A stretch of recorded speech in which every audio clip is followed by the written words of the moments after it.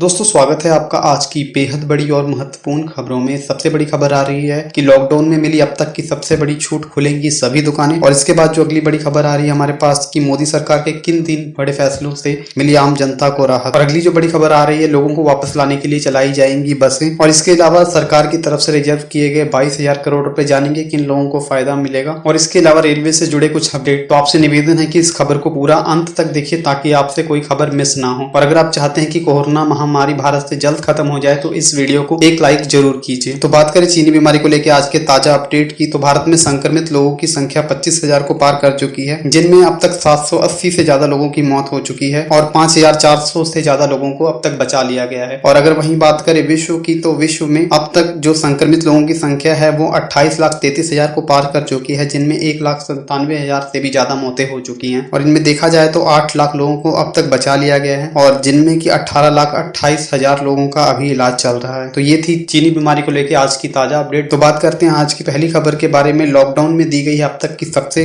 बड़ी छूट, आज से खुलेंगी सभी दुकानें। तो दोस्तों आपको बता दें, भारत में कोरोना वायरस के खिलाफ जंग के बीच शुक्रवार को केंद्रीय गृह मंत्रालय ने सबसे बड़ी छूट दी है। लॉकडाउन में छूट के माध्यम से सरकार ने अर्थव्यवस्था को पटरी में लाने की कोशिश की है। शुक्रवार देर रात यह नया आदेश जारी किया कि सभी संबंधित राज्य और केंद्र शासित प्रदेश आवश्यक सावधानी रखते हुए 50% स्टाफ के साथ सभी दुकानें खोल सकते हैं।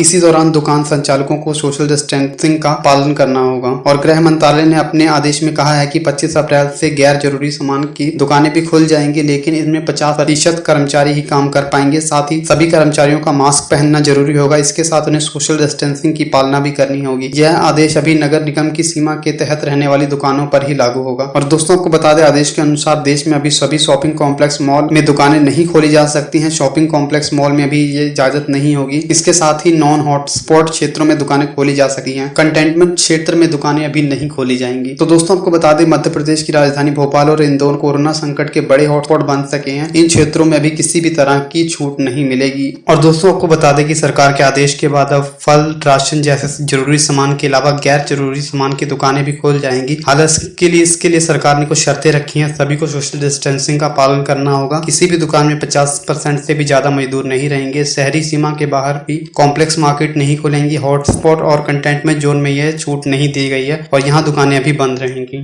तो ये आम लोगों के लिए एक बहुत बड़ी खुशखबरी है। इस वीडियो के लिए एक लाइक तो बनता है। और बात करते हैं अगली बड़ी खबर के बारे में। मोदी सरकार के किन 3 बड़े फैसलों ने बचाई लोगों की जिंदगी। तो बात करेंगे केंद्र की। मोदी सरकार ने शुक्रवार शाम प्रेस कॉन्फ्रेंस में कहा कि भारत में कोरोना वायरस के संक्रमण में काफी हद तक कम करने में सफलता मिली है। इसके लिए कई आंकड़े भी पेश किए गए। केंद्र सरकार ने कहा कि 21 मार्च को कोरोना संक्रमण दुगना होने का जो दर 3 दिन था वह अब 10 दिन है। इसके बैठक के तरफ सरकार के 3 बड़े फैसलों का जिक्र किया गया है, जिनमें देश में लॉकडाउन जारी करना, अंतर्राष्ट्रीय विमानों पर पाबंदी, कोरोना टेस्टिंग शामिल किए गए हैं। दोस्तों आपको बता दें कि कोरोना वायरस को लेकर केंद्र सरकार द्वारा गठित 11 देश के 2 ग्रुप के अधिकारियों ने कहा कि देश की रणनीति को सफलता पहुंचाना बेहद जरूरी है। ये आगे भी अधिक पॉजिटिव परिणाम देगा। एक कमेटी के चेयरमैन ने कहा कि 21 मार्च को कोरोना वायरस से संक्रमित संख्या 300 थी। इसका डबलिंग दर 3.2 और 3.3 दिन था। इसके बाद देश में पूरी तरह कर्फ्यू लगाया गया। 23 मार्च को स्थिति बदली, डबलिंग बदलकर 5 दिन पर पहुंची। वहीं 6 अप्रैल बाद डबलिंग पहुंचकर 10 दिन पर पहुंच गई। ये केवल लॉकडाउन का ही एक बड़ा परिणाम है। उधर बात करें तो डॉक्टर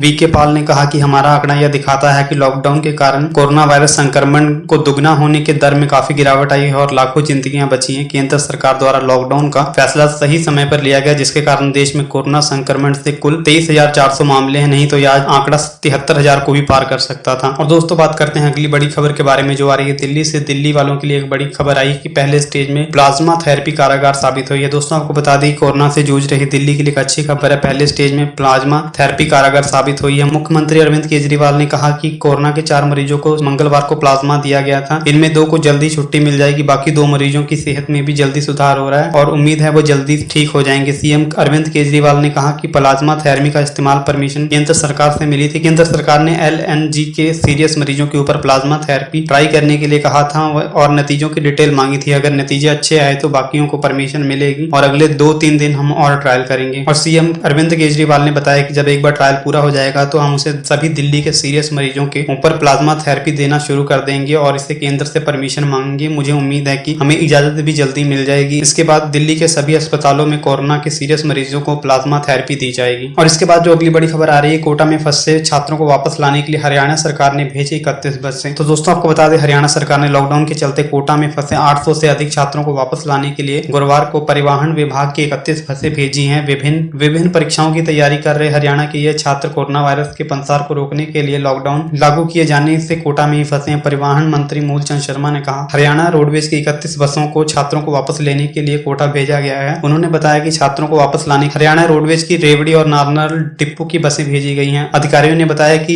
इन बसों में लगभग 850 छात्रों को अपने घर वापस लाने की उम्मीद रखी गई है। और दोस्तों बात करें अगली खबर के बारे में तो सरकार ने रिजर्व किए 22,000 करोड़ रुपए। जानेंगे किन लोगों को इसका मिलेगा फायदा। तो दोस्तों आपको बता दें कि हरियाणा के किसानों को कोविड-19 के संकट से बचाने के लिए यह खास इंतजाम किया गया। सरकार इस वक्त अधिक चुनौतियों से जूझ रही, लेकिन गेहूं बेचने वाले किसानों के लिए 22,000 करोड़ रुपए रिजर्व रखे गए ताकि किसानों को उनका पैसा जल्द से जल्द मिल सके। डिप्टी सीएम दुष्यंत चौटाला ने कहा, सरकार किसानों की उपज का एक दाना खरीदने के लिए तैयार है। प्रदेश में 15 से सरसों और 20 अप्रैल से गेहूं की खरीद की जा सकती है। हरियाणा सरकार इस साल 75 लाख टन गेहूं खरीदेगी। चौटाला ने कहा कि अन्नदाता को एक दाने का पैसा मिलना चाहिए। इसके लिए सरकार ने आढ़तियों को उनके पुराने खातों की रसीद देख के भुगतान करने की अनुमति दी। लगभग 22,000 करोड़ रुपए की गेहूं की खरीद के भुगतान के लिए और आढ़तियों को भी उनकी 2.5% आड़ का पैसा साथ साथ मिलता रहे, इसके लिए सरकार ने 275 करोड़ रुपए रिजर्व रखे हैं। जैसे ही मंडियों में गेहूं उठना शुरू होगा, किसानों और आढ़तियों को दोनों को भुगतान हो जाएगा। और चौटाला ने बताया कि सुरक्षा के इंतजाम के लिए मास्क, सैनिटाइजर, बरदाना, तिरपाल, पंखा इत्यादि की व्यवस्था की गई। उन्होंने हरियाणा में पंजाब से अधिक गेहूं खरीदने का दावा किया है। चौटाला ने बताया कि सरकार की इस खरीद से जुड़े सभी व्यक्ति, चाहे किसान हो, आढ़ती हो, मजदूर हो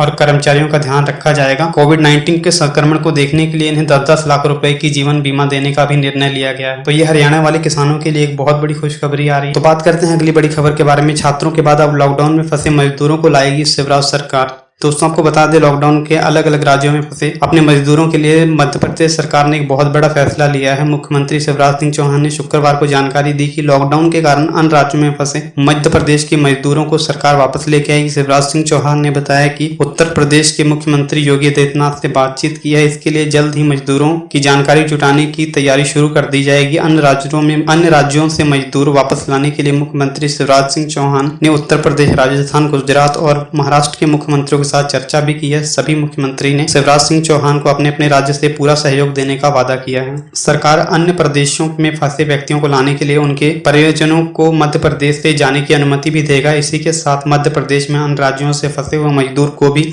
उनके प्रदेश में जाने की वापस अनुमति देगा। सिर्फ अन्य प्रदेश ही नहीं बल्कि मध्य प्रदेश के एक जिले से दूसरे जिले में फंसे मजदूर भी अपने जिले को वापस लौट सकते हैं। इस संबंध में भी जल्दी ही सभी संबंधित अधिकारियों को निर्देश जारी किए जाएंगे। और दोस्तों इसके बाद जो अगली बड़ी खबर आ रही है, रेलवे की तरफ से लॉकडाउन के बाद ट्रेनें चलाने के लिए रखे गए हैं प्रस्ताव। लॉकडाउन के बाद ट्रेनें चलाने के लिए रखे गए हैं प्रस्ताव। दोस्तों आपको बता दें, कोरोना वायरस ने भारत में पूरी तरह से तबाही मचा रखी है। मोदी सरकार ने इस जानलेवा वायरस को फैलने के लिए देश में लॉकडाउन कर रखा है। इसी के चलते मेट्रो, ट्रेन, फ्लाइट सभी तरह की सेवाएं पूरी तरह से बंद है। लॉकडाउन 3 मई तक चलेगा। इसी बीच रेलवे ने लॉकडाउन के लिए कुछ स्पेशल ट्रेनें चलाने के फॉर्मूले पर विचार कर रही है। सूत्रों के मुताबिक लॉकडाउन खत्म होने के बाद शुरुआत में कुछ स्पेशल पैसेंजर ट्रेनें चलाने का प्रस्ताव रखा गया है। यह ग्रीन जोन में ही चलाई जाएंगी और सिर्फ इमरजेंसी यात्रियों को ही यात्रा करने की सुविधा मिलेगी। हालांकि कंटेनमेंट जोन और हॉटस्पॉट जोन में कोई भी ट्रेन नहीं चलाई जाएगी। इन स्पेशल ट्रेनों का किराया आम किराए से ज्यादा रखा जाएगा ताकि जो लोग इमरजेंसी में है वही इसका उपयोग कर सके। दिव्यांग और छात्रों को अन्य किराए में मिलने वाली रियायत को भी बंद किया जा चुका है। रेलवे की कोशिश है जब तक कोरोना वायरस पूरी तरह से खत्म नहीं होता तब तक कम से कम लोग ही यात्रा करें। अगर आपको इस न्यूज से कोई महत्वपूर्ण जानकारी मिली तो इस वीडियो को लाइक कीजिए